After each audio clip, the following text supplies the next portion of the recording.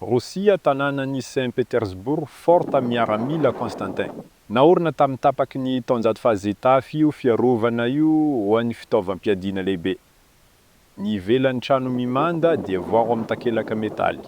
Nisy lavaka natao teo amin'ny fiadiana vy ho an'ny basy. Ny anjera niray tamin'ireo vato granita. Afaka midina isika. Ny tampony metaly dia rakotra loko.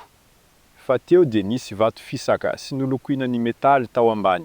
Jereo ny ty zavatra misy ireo takela-by ireo. Tsy arafesina ny metaly.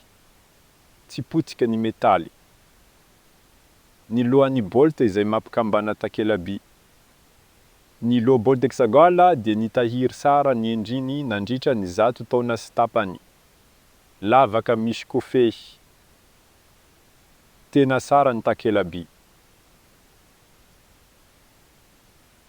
Tena matanjaka ny metaly. Ny toetrandro marokoroko nandritra ny taona maro dia sy nisy fiantraikany tamin'ny tanjaky ny metaly. Ny lanezy, ny orana ary ny ranon-dranomasina dia manimba ny vy. Ny tady metaly dia matanjaka sy mateza. Ireo tsipika metaly ireo dia mitazonareo sakana vato. Natao tamin'ny taonjato fahakoa iny koa ireo tapa metaly. Amin'ny vanim-potoana mafana dia sasana amin'ny rano an-dranomasina izy ireo. Midona amin'ny metaly ny tifitra avy amin'ny onja. Sy arafesina nefa ny metaly fahiny.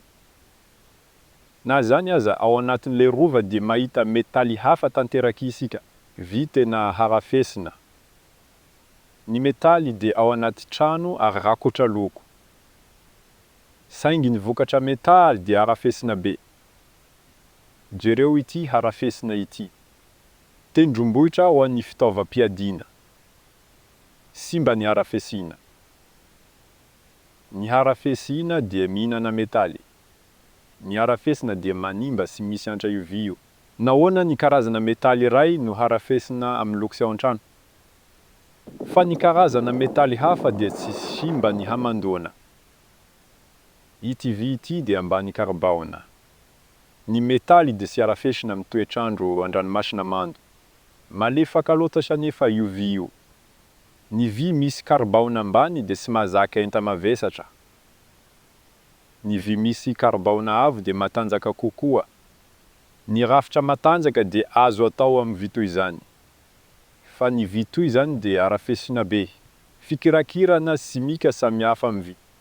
Izany tsy ambaraten'ny metaly tranainy sy misy kilema.